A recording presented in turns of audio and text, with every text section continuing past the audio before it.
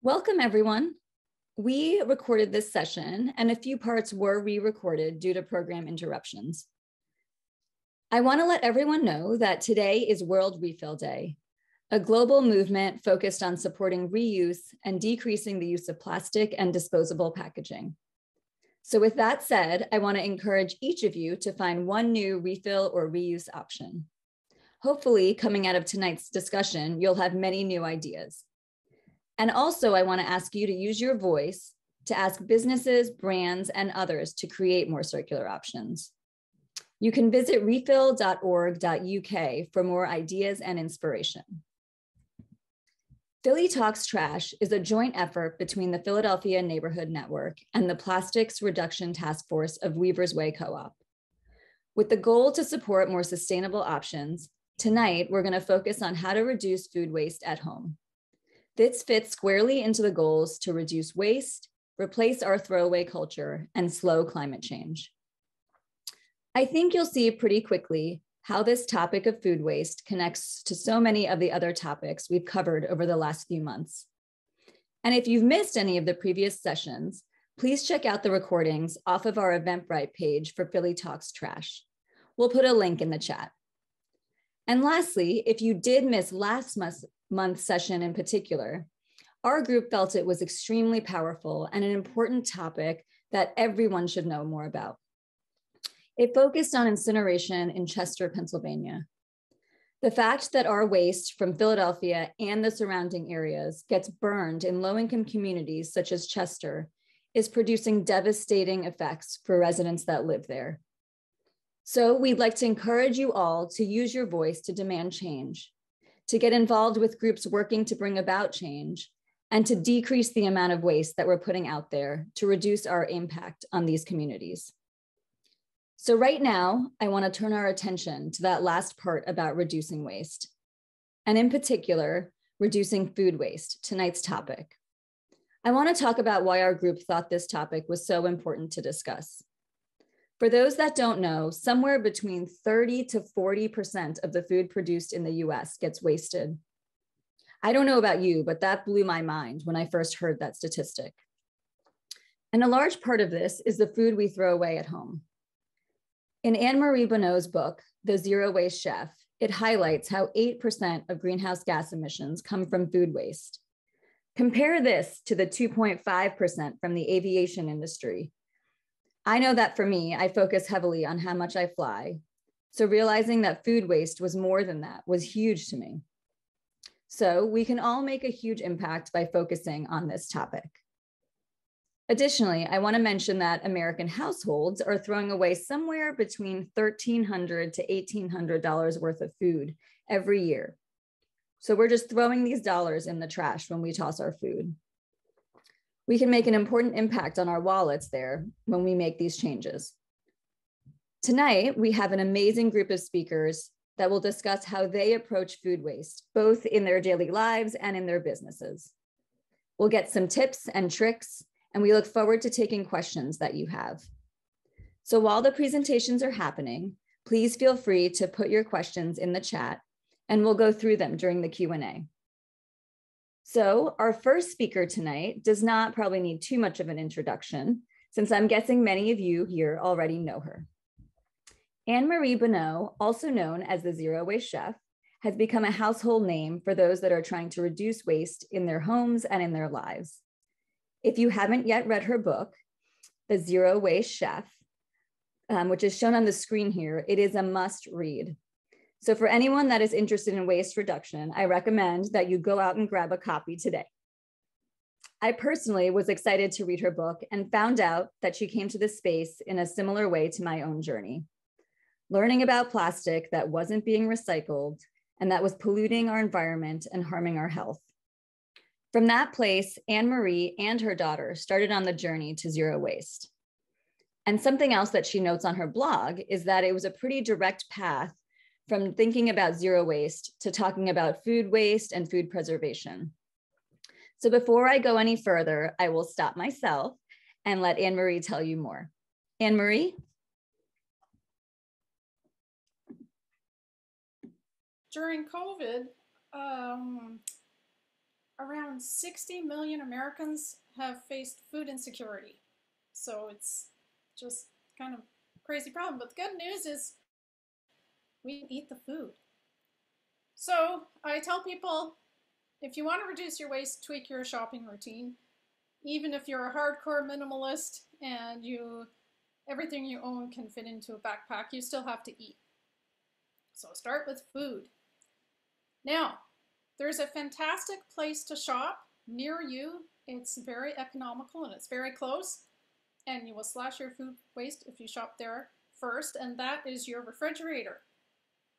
So before you go to the store, look in your refrigerator and see what you have on hand, and let that dictate what you're going to cook next. Most of us, when we were taught to cook, we were told, pick out a recipe that looks appetizing, jot down all of the ingredients, go to the store, buy the ingredients, cook the meal, bring everything home. Now, if you do that a few times a week, you cook your dish, you have leftovers from the dish, you have leftovers from the food, the little scraps, and your refrigerator is going to be overflowing with food, and some of it's going to go to waste. So if you flip that on its head and then instead say, okay, I have here in my fridge, oh wait, you can't see the slide. Okay, in my fridge right now, I have some kimchi and I have some avocados and I have some eggs and leftover rice. I can make kimchi fried rice with some avocado on the side. There, dinner. You will absolutely slash your food waste. Next, look in the freezer after you've looked in the refrigerator, because you want to start with the most perishable stuff first. I freeze all kinds of food. I have a freezer filled with wide-mouthed jars, and I freeze apple peels and cores, and I use that for scrap vinegar, which I can talk about later. I freeze all kinds of tomatoes in the summer. When the price drops at the end of the season, I buy cases of tomatoes. I cut them, I buy small early girls, cut them in half or maybe quarters, roast them slowly in the oven, and then I put them in wide mouth glass jars. After they cool, I put them in the freezer. I leave head space, and that's my solution for canned tomatoes. You can also actually can them. And what else do I freeze? I have a bunch of fruit scraps in there now that I'm saving to make a drink, like a fruit kvass. It's a fermented drink. I freeze citrus zest and leftover soup and dal and all kinds of stuff. And then bread, look in your pantry. Do you have any stale bread or, bread that isn't super fresh? You can do so much with bread. You can make croutons, you can make breadcrumbs and use that as filler in bean burgers or meatballs, or sprinkle it on macaroni and cheese, or fry it and put it on a salad. What grains do you have? If you have, let's say you have a quarter cup of rice. You probably don't want to heat up water and cook a quarter cup of rice for 20 minutes just to get that small amount. Well, it's perfect for soup. So if you're making soup, throw it into a pot of soup.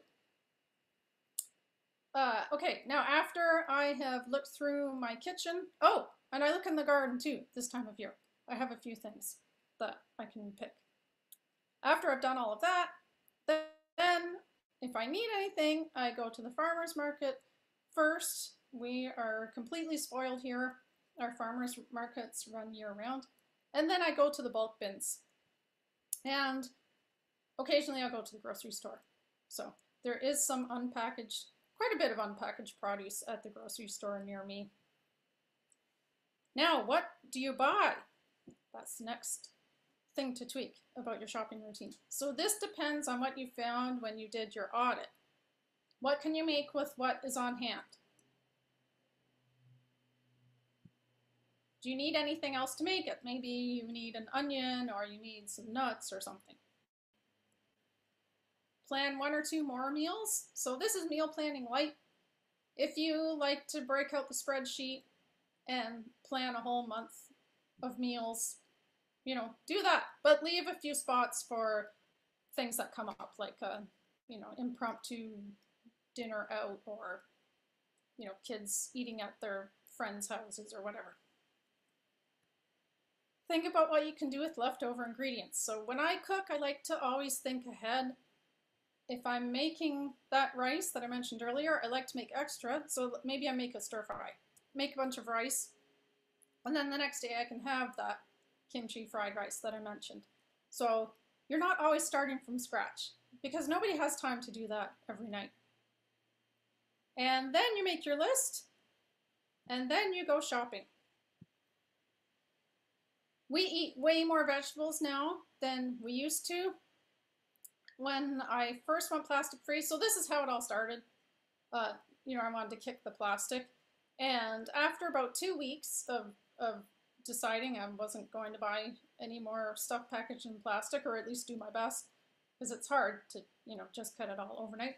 I realized, oh wow, I'm not eating any highly processed food because that's the stuff that comes in the shiny packages.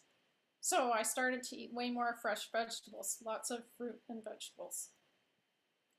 And at the bulk bins, you can get just small amounts of things. So that helps reduce food waste also. If you just, or you can try things, you know, you might try a grain and you're not sure, oh, I don't know if I'm gonna like it. And so you can just get a small amount, see if you like it. We eat lots of beans and legumes. I think those help reduce food waste and they're inexpensive. They're dry, so they keep for a long time. They don't keep forever. I mean, they're still edible after a really long time, but fresher is a little bit better. And to add lots of flavor to those, I use all kinds of spices. And again, I get those at the bulk bins. And so I can just buy small amounts. And so my herbs and spices are always fresh. And then here, you can't see the picture, but when you get the food home, store it so that you'll maximize its freshness. So this is one of my favorite tips.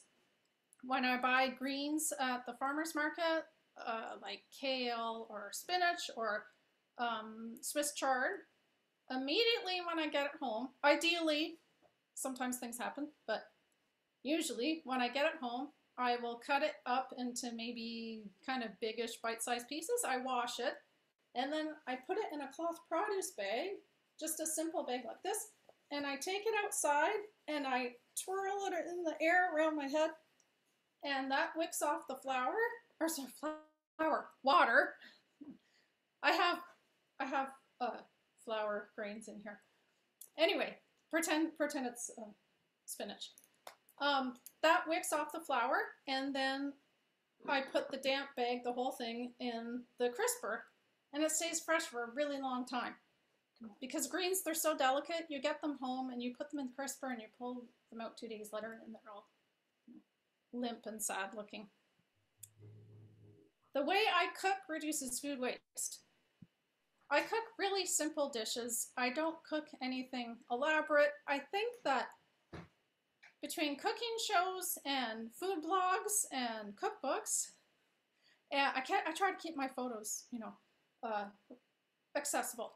But between all of that, I think that people are intimidated and they think, oh, I have to cook something really fancy. I have to cook an elaborate meal. And you don't. You just cook food with fresh ingredients and something simple. So I have a recipe in my cookbook. There's eat all your vegetables pancakes. That's what I call them. They're shredded vegetables. You can use whatever vegetables you have on hand, but ideally always put potatoes in them because you mix up the vegetables, you add some eggs, if you eat eggs, and some breadcrumbs and a little bit of salt and pepper, and you fry them. And potatoes, fat, and salt are always delicious. You can't go wrong. So that is a really simple meal, and you can use the vegetables that you have on hand. So they're nice with potatoes and carrot, or potatoes and parsnips, onions. Chana masala, that's another super easy dish. Chickpeas in tomato onion sauce. And, you know, make a big vat of it, and then you can eat that for 2 or 3 nights. It freezes well. So simple dishes. Fermentation, I am obsessed with fermentation. I may need an intervention. All of the really delicious stuff is fermented, and the expensive stuff. On my counter right now, I have kombucha, wine vinegar, tapachi, which is an absolutely delicious pineapple drink made out of pineapple peels and cores. I have kombucha. I have some nasturtium seeds that I'm trying to ferment in the fridge. I have kimchi. Fermentation not only tastes delicious and is great for your gut because it has all of those live cultures and the good bacteria, it also prevents food waste.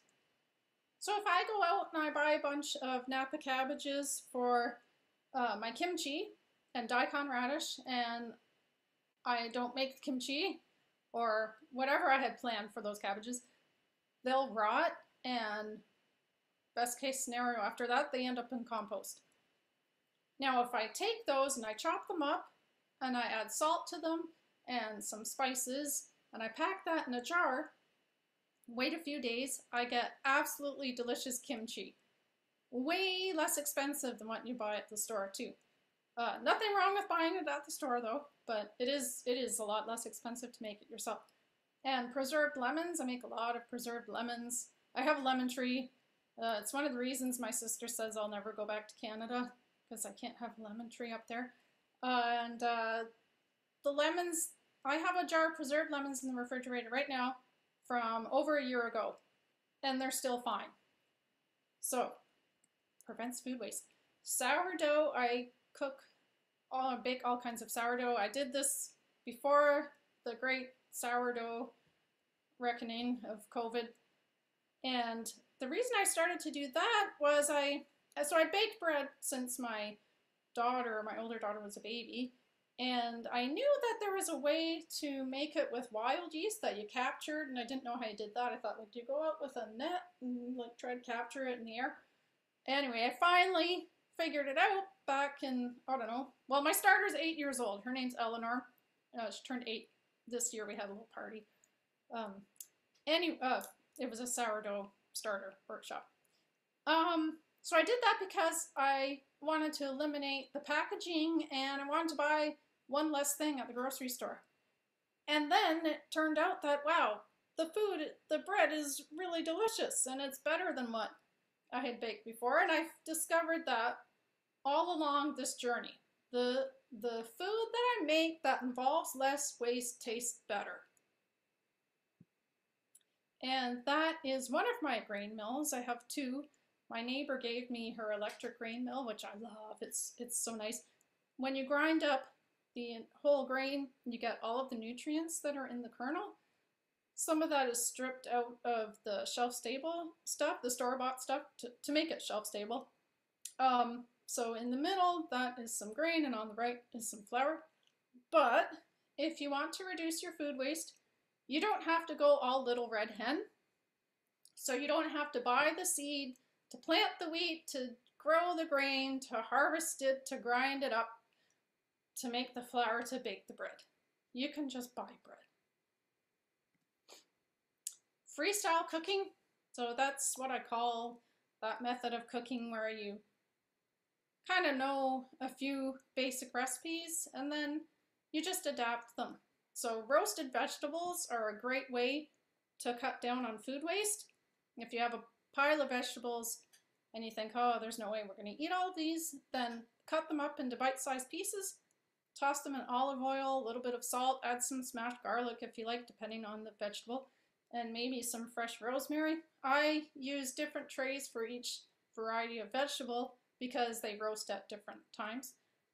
And then you can either eat them as is, or you can puree them with some broth or even water. The flavor is much more intense with roasted vegetables, so they make really yummy soup. You can throw them in a frittata, you can make a galette, which sounds really fancy, but it's like a beginner's pie, and all kinds of things you can do. I also make things like pasta. I'm probably saying a few times in this picture, but you can't see them. So sorry if I've done that. Anyway, I make pasta out of leftover vegetable puree. So I cook at Thanksgiving. I cook whole sugar pie pumpkins in my pressure cooker, and I use that, the pumpkin, the flesh for pies, I puree it. And if I have some left over, then I can make pasta. You add flour or semolina until you get the right consistency. And that recipe's on my blog. And, homemade pasta is absolutely delicious. And you can top it with pesto made out of all kinds of things. I like fennel frond pesto. I usually add parsley to it. You can add some carrot tops to your pesto. I would maybe do a combination, like carrot tops with something else, maybe with parsley, or you could try basil. Anyway, it's a great way to use up those scraps. I make tofu. I don't make it that often because the hardest part about making tofu is using up the leftover soybean pulp. But a great way to do that is to throw it into granola, homemade granola, which is another thing that uses up all kinds of stuff. So if you have random seeds and a few nuts in the cupboard, and you have oats, because you do have to have oats for granola, or maybe there is such a thing as granola without oats. Anyway, you bake that in the oven. Well, you toss it with oil and sweetener. Bake it in the oven and then add dried fruit to it. That uses up the soybean pulp, and it tastes really good. Adds a nutty flavor and a nice texture. And I think that's it. Let me. Anne-Marie, thank you so much. And thank you for going through all of that without your slides. Would it be okay with you if we shared your slides with participants afterwards? Well, sure you can, but I don't have any text on them. It might be fun just to look at the pictures. Okay, well they are, I think they are really pretty pictures, or at least people have told me that. So yeah, sure, I feel like visuals help, inspire people. Yeah, so. Yeah. I have pictures of my fermented food, and pictures of vegetables and inside of my refrigerator. Okay, yeah, sure. That would be great. Thank you. I can email them to you. Thank you.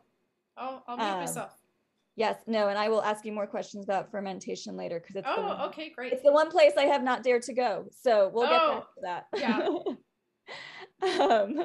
But thank you so much for walking us through so many different options and tricks and tips for getting through all of that food, and how we should kind of adjust our thinking in terms of like food for the week and grocery shopping and cooking and all of those things. And I think those small changes in how we think can make a huge difference. So we'll get into that some more for sure. Okay, great. Perfect. So now we're going to turn it over to our two panelists. And our first panelist tonight is Max Hosey. And Max has been a chef for 22 years with a focus on creating vegetarian and vegan dishes. I'm excited to hear about this because I'm a vegetarian and this is super exciting to me. He's also received the 3-bell rating from the Inquirer, which is an impressive feat for a restaurant. And after graduating from the New England Culinary Institute in Burlington, Vermont, Max did a lot of traveling. He went to Colorado, London, Philly, San Francisco, and California. So also excited to hear maybe a little bit about that. He's cooked in 8 cities around the world and currently has a stand at the Chestnut Hill Market at the Fairway. It's called Hoser's Central Kitchen for anyone that's looking for somewhere to eat this next week. He also operates a food truck. So Max has taken an interest in cooking he's had this interest for a long time. He started at a very young age, and he's always been drawn to locally sourced, humanely raised, and organic ingredients. We invited Max to speak tonight because although he's operating in a restaurant setting, it is a very small operation that he's got at Chestnut Hill. So I'm guessing that many of these practices that he has going are applicable to our own homes. And when I say it's a small practice, I don't mean the number of people coming through. I mean that he's doing this on his own, which is pretty incredible. So Max, I'll let you take it from here to tell us more about your journey, your dedication to responsible sourcing, and what types of tricks you might use to limit food waste. Hi, everyone. Thanks for having me. Some of the things I do to tackle food waste is kind of making use of a lot of different things. So Anne talked about it already, making use of existing inventory, always kind of checking what you have before you decide to venture out to the store, not being afraid to sub something in for something else that you don't have. It's always okay to try a dish with almonds instead of peanuts or vice versa. Try brown rice instead of white rice. If you're not used to it, wait the extra 20 minutes. You're probably love it anyways. Searching through the cupboards, you got a little bit of lentils left, use them. Don't be afraid to use them.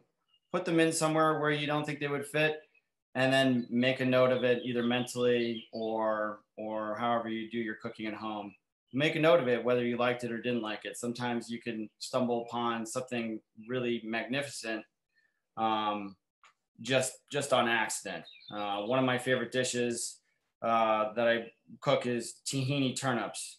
And I was trying to make like a peanut sauce, spicy peanut sauce, but I didn't have any peanut butter. So I grabbed some tahini and kind of went down the same road. And the first time it didn't turn out very good, but I kind of knew I was onto something. Second time, a little bit better. Third time, much better. And later on, it ended up in the restaurant. Food trim. I always think of food trim. One of my great chefs that I work for in San Francisco would talk about food trim. Say food trim, don't say food scraps. Because if you say food scraps, scraps is not something you cook with, but trim is something that you can use. One of the things I like to do is make onion tea. So I cut all my onions, peel them, carrot peels, even the hearts of the celery. I roast them off in a little bit of favorable oil, neutral oil, a heavy pinch of salt, let that cook for about 30 minutes, and then I'll make a tea with that. And then I will use that tea to make my veggie broth.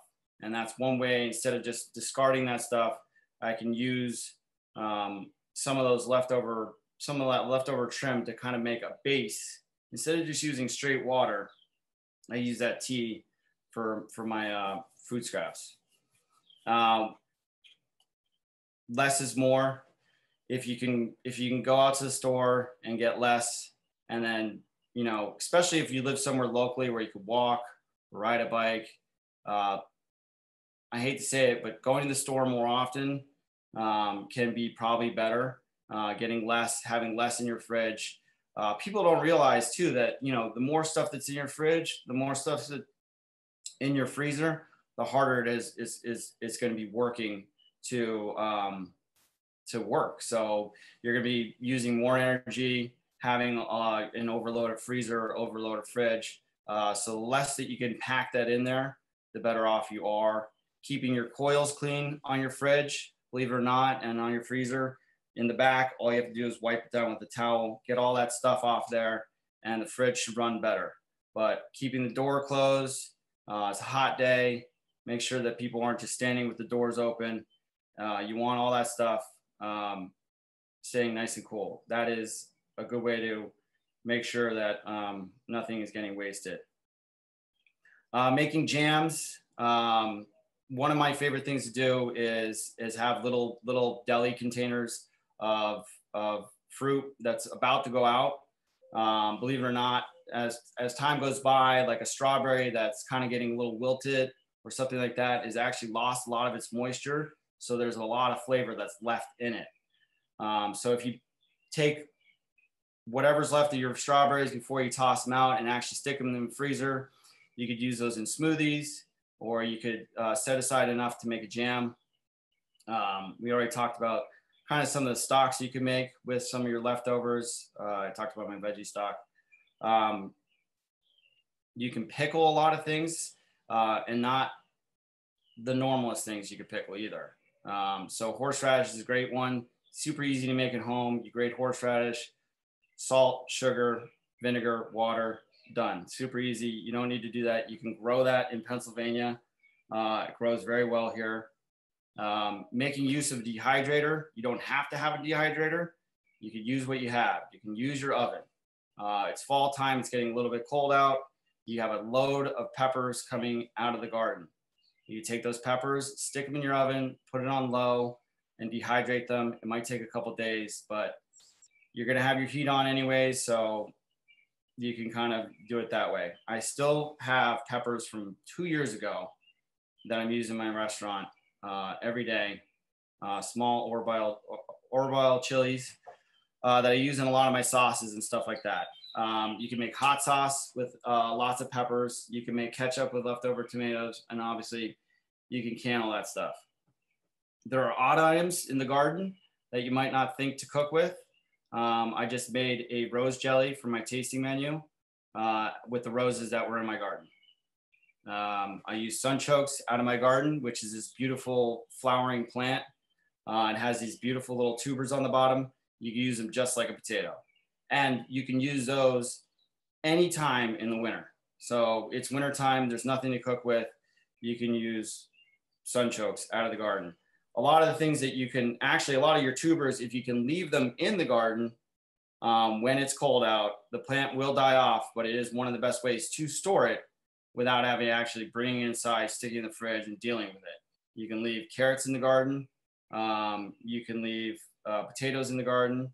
You can leave turnips, celery root, beets in the garden. You can leave all those in the garden. You don't have to bring them inside. You can wash them off. It could be January in Pennsylvania, and you can still be using root vegetables from the garden.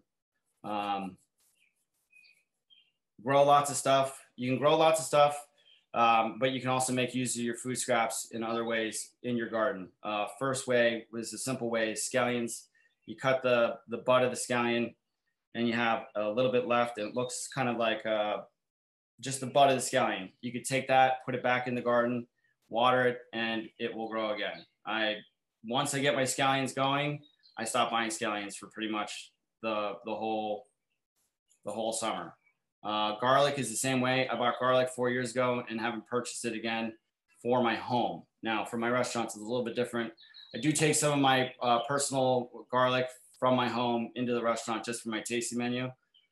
But we are on a repeating cycle of, I bought garlic 4 years ago, planted it, and we harvest a bunch of it. Soft neck garlic because it's better at storage.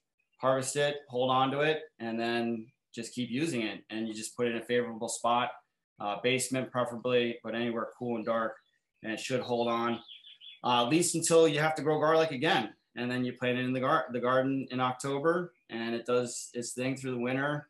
It's popping out through the snow, reminding you of the nice months. And you got spring garlic in the spring. You've got beautiful garlic all year round, but either way. Cilantro turns into coriander, coriander turns into cilantro. You let your coriander go to flower. You can either cut it, hang it upside down, and you can save the cilantro seeds, which is coriander. You can cook with it, or you could wait a couple months and replant it again. And then same time, you're using the same thing over and over and over again.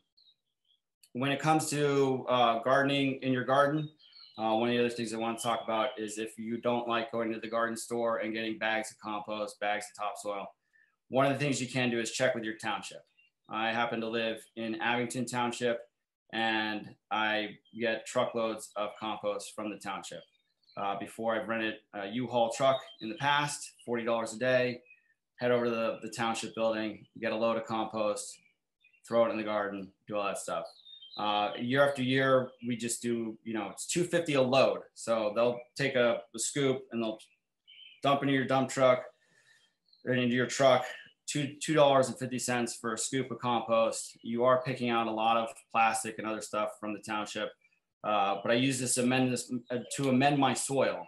And then I'll use some other favorable stuff from the garden center to kind of get things a little bit more. But I have clay soil in my backyard, so I have to loosen up with something. How not to use plastic wrap. So one of the things that people like to use at home is plastic wrap for a lot of things. In my restaurant, I've had the same roll of plastic wrap since April of 2020 when I first started my business. We don't really use plastic wrap. I use plastic wrap when I'm catering.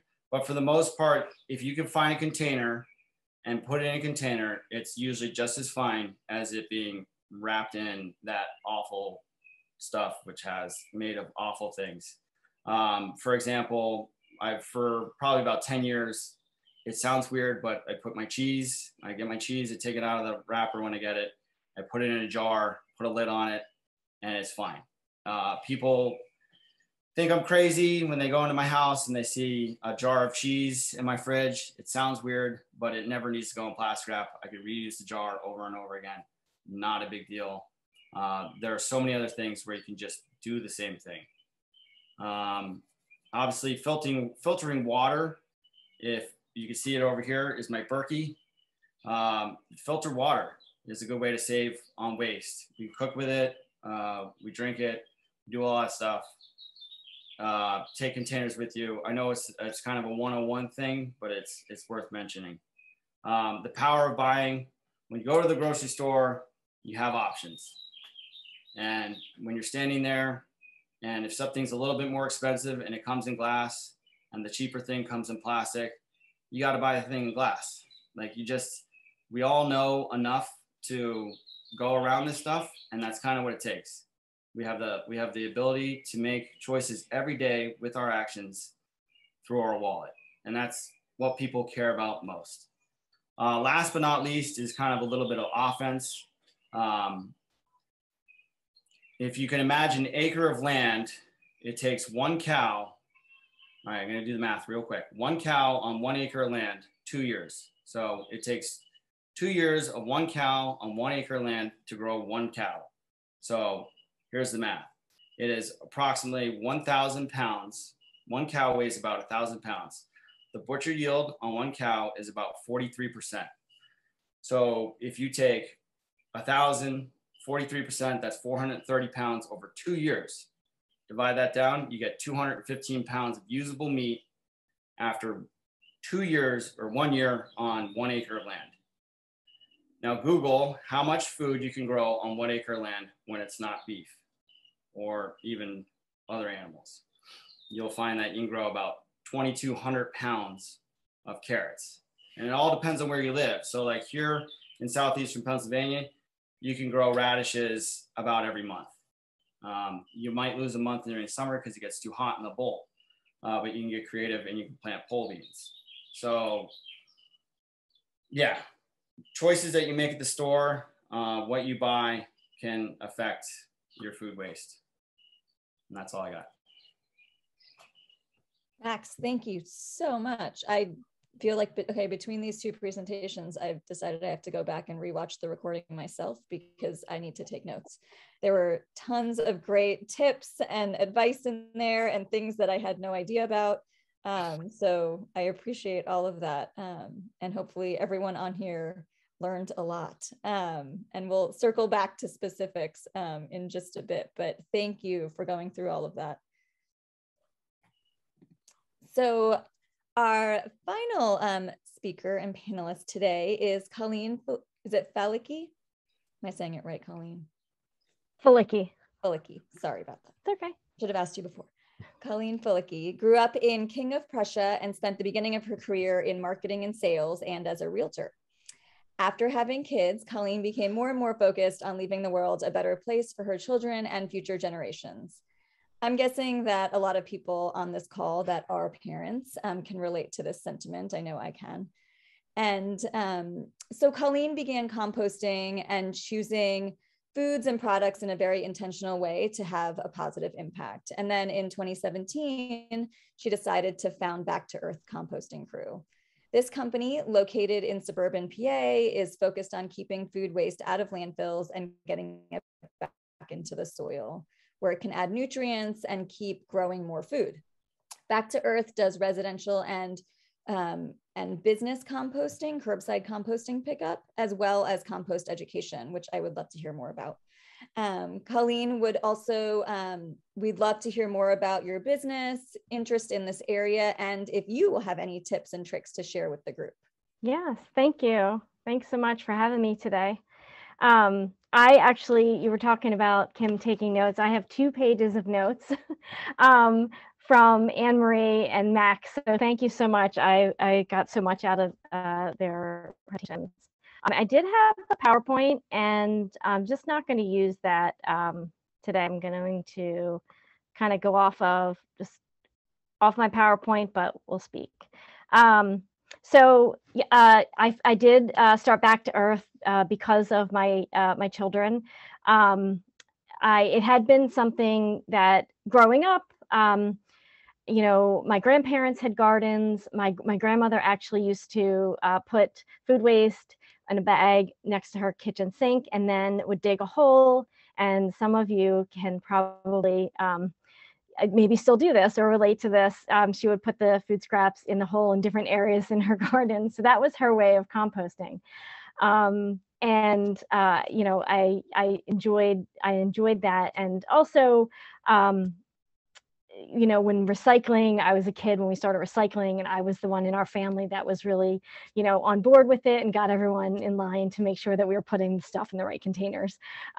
So it was natural, I guess, when I had my kids. My son was born in 2005, my daughter in 2008, that I realized, like, what kind of legacy, or what kind of, you know, world or planet that we're going to leave for, you know, my kids and their kids. And it just really got me thinking about, you know, what I can do to be more proactive.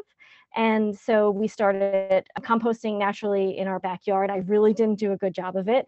I just kind of threw the scraps in a pile, and I wasn't doing the ratios right, but it was still, you know, breaking down. It was not going to the landfill, which I was happy about.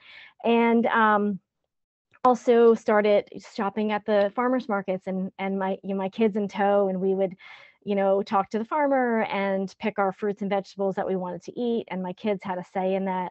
And also just being a part of that at the market on Saturday mornings and going to different markets, and that was something that was special. And also knowing where our food came from, to me, was important. So we would go pick berries and do the U-pickets, and that would also, you know, limit the amount of plastic that we were bringing into our home at the same time. So all of that kind of led me to realize that I could do something as support the community in this way.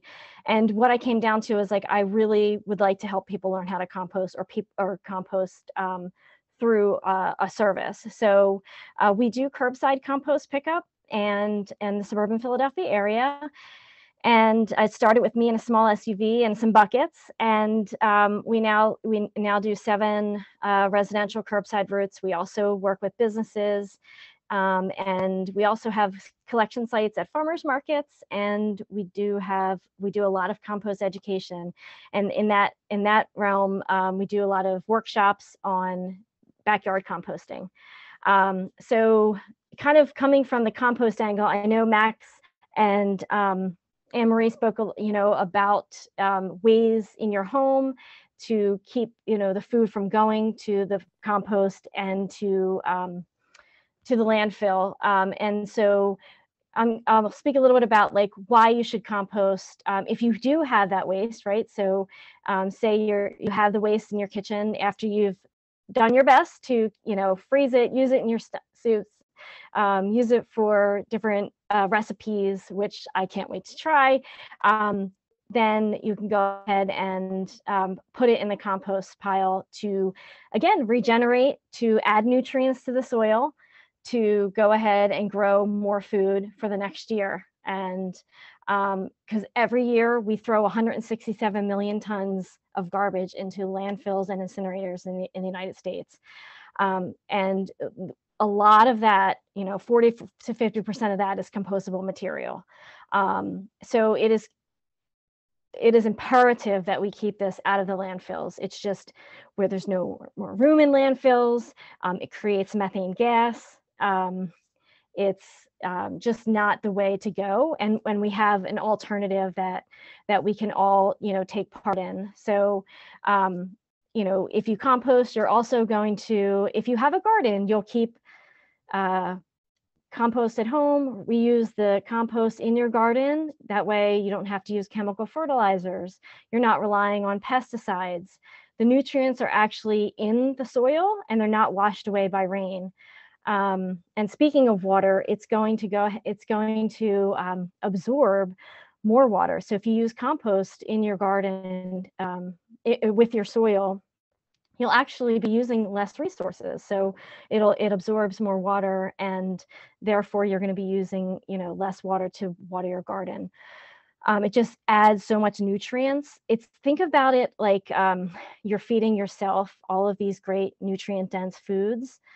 You're actually feeding your soil all of these great nutrients. And there's a graphic which basically shows, and I can show you where to get it in a few minutes, but it'll show you all of the nutrients in your body. And then these are all the same nutrients that are in the soil. It's so fascinating to me. So to see that, what we're feeding our soil, we're feeding our bodies.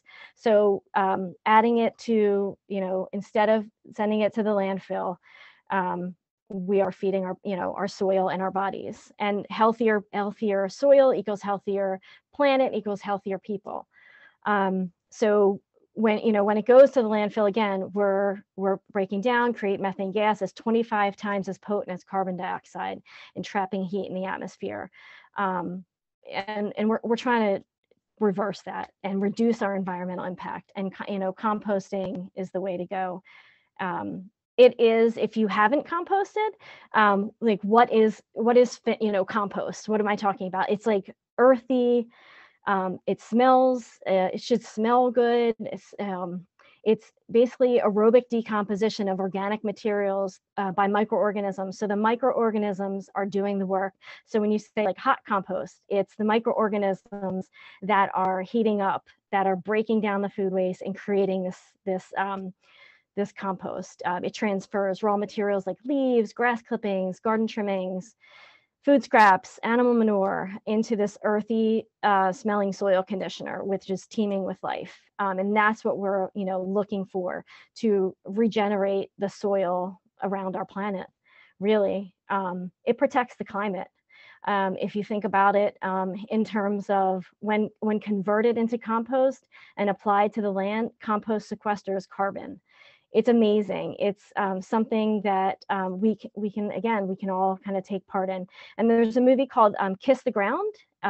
If you haven't seen it yet, I recommend checking it out. And it really will dive deeper into that concept of regenerative agriculture. And there's so many ways for composting at home. And I also suggest, finding someone who's already doing it in their backyard, and maybe learning from them. I also have opportunities to do workshops, so you can join in and we can teach you how to compost. I don't have enough time to teach you today, but I can answer questions specifically, but not the whole 5 easy steps is what I teach. But you can compost if you have a balcony. Please know that you can compost if you have a small space. It's available for you. And also there are services like mine all over the country. So I'll give you a link to check those out as well.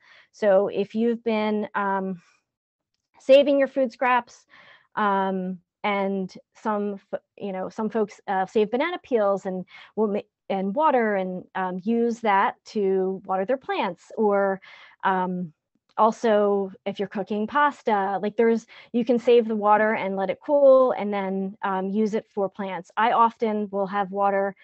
I have teenagers, so they happen to leave their water around the house in their cups. So I'll go through and water our house plants with their water. I have not used our water from the sink in a while, just because I've been using their water. So I don't like when they leave it, but it does go to good use.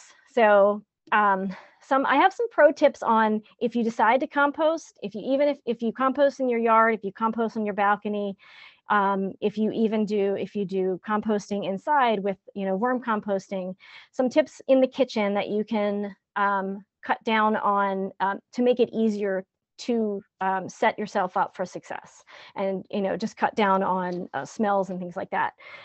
So one of the things is to have a container on the countertop, and it doesn't have to be anything elaborate, from fancy store. It can be just a container that you've had your, a glass container that you've had your vegetables in previously. You can put that on the counter and just put your scraps in there. If you want to, I do know that IKEA has some great, they have made them smaller containers that fit like lunch bags in very nicely. So you can put a brown paper lunch bag or newspaper in there and put your scraps. Paper towels or napkins, if you do use them. I know, a lot of folks use cloth, but if you happen to have some napkins, it's nice to put that on top, and that'll, again, keep the smells down, keep the fruit flies out. Keep a handy list attached to your container of what can be composted. We have a list on our website, and you're welcome to check, use that list. It's basically, if it grows, it goes. No meat, bones, or dairy. But it's nice if you have folks that are also composting in your household, they know exactly what goes in there. If you are adding it to the composter in your backyard, you want to avoid pests. You want to chop it into small bits. And when you do, or you can also, and folks that do put it in a blender and add some water and just pour it in their garden. So that's another kind of simple way of composting, and without using any sort of special material. But definitely want to cover it with browns if you have small pieces and you're putting it in your composter, just to kind of avoid pests and smells. Again, no meat, bones, or dairy in outside composter. Adding your brown paper bags, if you do end up forgetting your reusables, and sometimes that happens, I will purchase a brown paper bag and I'll put my food scraps inside there, and that can go right into the composter as well. It breaks down nicely. We also recommend for folks to line their bucket with a brown paper bag, keeps it cleaner. Freezing your food scraps until adding it to your pile. You might want to mark on there compost, or else you might use it for accidentally use it for, which might not be a bad thing, but your stock. So those can be frozen and, put it in a brown paper bag in your freezer, and that way it's not going to smell, it's not going to draw any fruit flies. And rinsing your bucket often with vinegar is helpful. Kind of moving on, just to kind of just reiterate what Max had said earlier, like checking out local farms. There's a great website called localharvest.org. A lot of you here probably know about it already, but a great way to find local farms and farm markets. Shop your farmers markets first, and your co-ops. You're going to find the bulk bins there. I love the bulk bins because you can sample and use less plastic there. Joining a CSA. Also joining a CSA and sharing with a friend. Thank you for putting that link in there, Kim.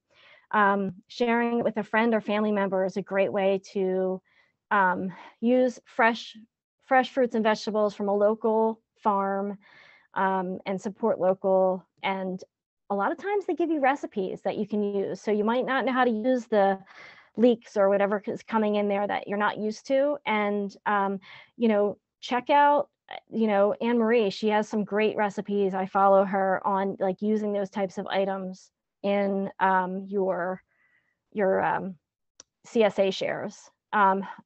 If you're a home gardener, if you have surplus, there's a website called ampleharvest.org. You can donate to pantries and organizations locally that are looking for those types of things. So I urge you to check that out as well.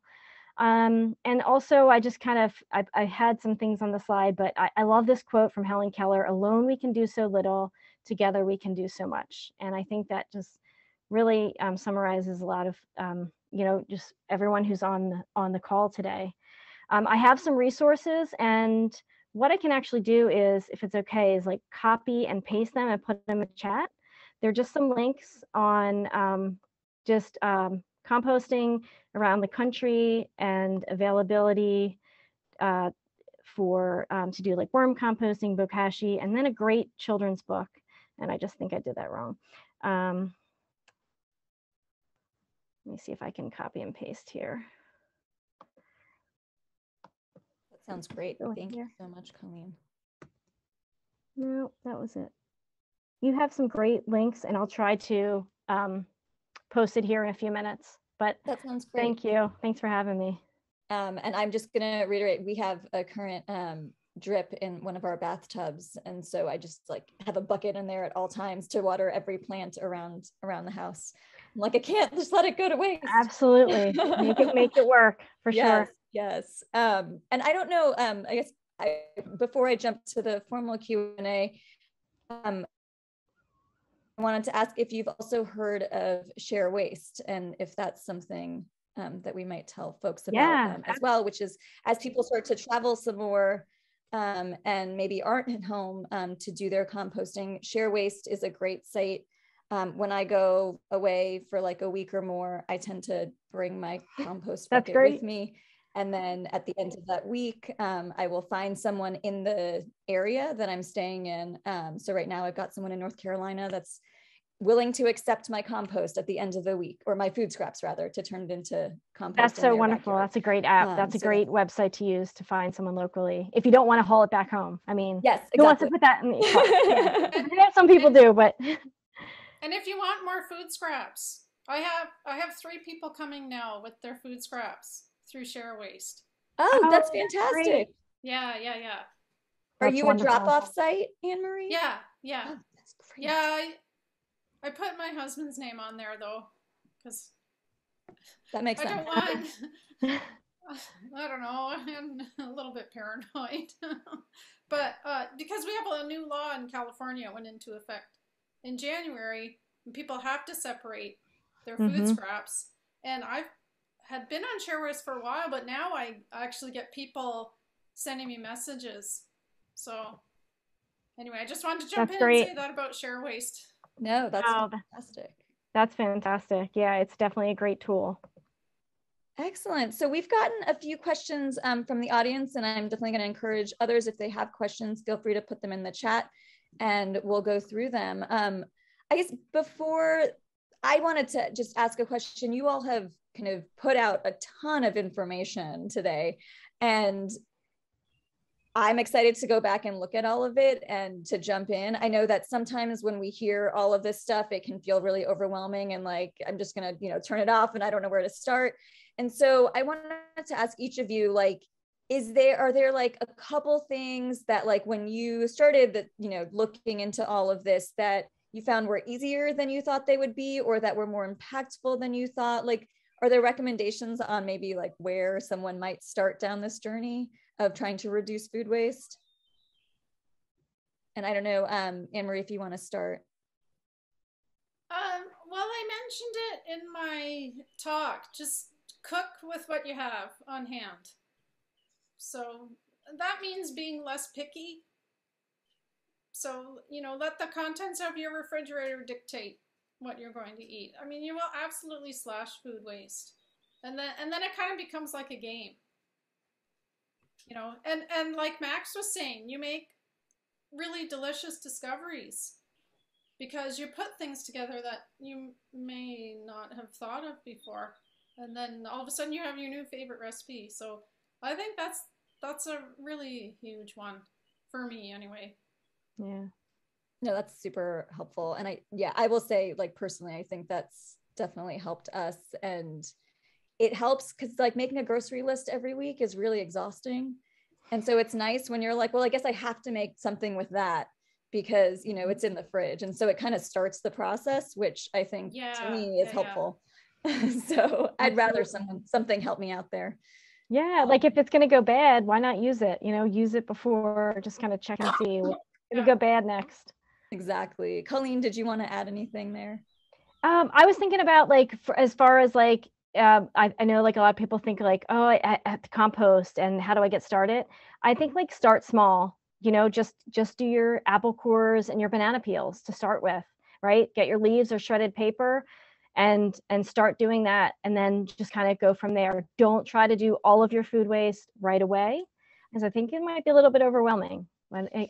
Start small and then kind of add from there and realize some things might not break down so fast. So then you might want to chop those things up you know, and kind of take it slow. So awesome. And Max? For me, I think it was, I don't know what it was particularly, but I remember people gloating about where they lived and how they can grow all these beautiful things and do all these amazing things. And then coming back to Pennsylvania after traveling all over the places, all over to all these different places where people would put their egos on me. I came back and started making like apple cider vinegar from the trim that I had. I remember making Concord grape vinegar from the leftover bits of juicing grapes for a dish that we ended up making like a Concord grape jelly with. And then we used the leftover to make vinegar, which was like probably one of the most amazing things I've ever made in my life. Made the vinegar, it turned out great. You just try, and if you fail, no big deal. You know, it's kind of like Anne Marie said, it's like a fun game. You just try. Yeah, I think people are really worried about failing. Yeah. And I mean, my garden is like a lab. I try all sorts of things. same. Some stuff doesn't work, and the stuff that works, I just keep doing that. So, yeah, just experiment and don't worry about failing, because you're going to fail. So, yeah, sometimes. So just, relax. But it makes the times when you don't fail that much more exciting. yes, That's right. reason to celebrate. Right, exactly. Max, can you elaborate for those of us that are slow, which is maybe just me, on like when you're saying the trim versus the scraps? Can you just like give a couple examples there? It was just a mindset. Examples would definitely be like the leftover bits of Concord. So you take Concord grapes and you put them in a sieve, and then you hit them with the back of a ladle and juice them. And what you're left with is this mush that's just the leftover bits of Concord. You take that, you add it to water, and I think it was like 5% sugar or something like that. I'd have to check my notebooks. And then you let it hang, and you just let it do its thing. Meat trim, when I worked in Michael Mina's in San Francisco, that was the chef that said it to me, but it would be even like the tips of the chicken wings. We would make like a chicken jelly with that. So you would save it up and you'd pile it up and you stock it up. And then when the time came, you'd make like this gelatinous chicken stock with just the wing tips. The old school French kitchen does not waste anything. And they pride themselves on it. And most people focus on the meat. But that's what, in my life, things have changed where I took that mentality and now I'm trying to turn it towards vegan and vegetarian food. And I've been doing that even with the farm to table stuff. I was still doing it then when I was a farm to table chef. So yeah, it's a fun game. And failure is not a big deal. I kind of love the idea of making all these jellies. I'm going to stay away from the chicken jelly or chicken jam, but the strawberries one sounded really good. Anne-Marie, we had a couple of people ask questions while you were presenting. The first one was, how do you prevent your preserved lemon skins from getting mushy after a few months? So I think someone's tried this and their lemon skins turn mushy. Oh, I wonder if you use Meyer lemons. I find Meyer lemons get a lot softer. So I use Eureka lemons because I have a Eureka lemon tree. But, even if they are soft, you can still use them in salad dressing if you don't like the texture. So what else do I put them in? They're so good. I use the pulp. I use everything. But, yeah, I'm thinking maybe you're using Eureka. Or sorry, Meyer. Also move them to the refrigerator maybe sooner. They may have just sat for too long at room temperature. So okay. I hope those help. Max, were you saying to put it in a blender? Well, yeah, I mean, you could do that with like a lot of lemon stuff. You could take whole Meyer lemons, and this could even be the trim. You could juice the Meyer lemon, try and pick out the seeds, add to some sugar, cook the living daylights out of it, and turn it into a lemon jam very easily. You can also people will take the leftover parts of lemons or oranges or limes after they're juicing them and then coat them with sugar and then let them hang. And then you end up with a lime or orange or lemon simple syrup that you can use in cocktails. You don't want to let it hang too long because it can get a little bitter. But once again, don't be afraid to fail. It's not a big deal. And then the other question, Anne-Marie, that we had from the audience was, could you repeat what the fruit drinks are called from the freezer and the pineapple one that you mentioned? Oh, the tapachi. Here, I'm going to get it. Oh. It's so good. It's in my perfect. cookbook. This is great. And, yeah, you make it with pineapple peels and cores, which I don't buy them that often, but my daughter came home with a pineapple the other day. And I said, she was cutting it, and I said, oh, can I have, I don't know what I said. She thought I meant I wanted to eat the pineapple. And she said, no, I bought this to eat. And I said, no, I want the peels. So you take the pineapple peels and cores, the parts you don't eat, and you put them in water with sugar, and then you can see it started to bubble. So I did this 2 days ago. It'll get more bubbly than that. And it's delicious. Oh, wait, now I have to show you something else. So, yeah, it's this delicious, slightly alcoholic drink.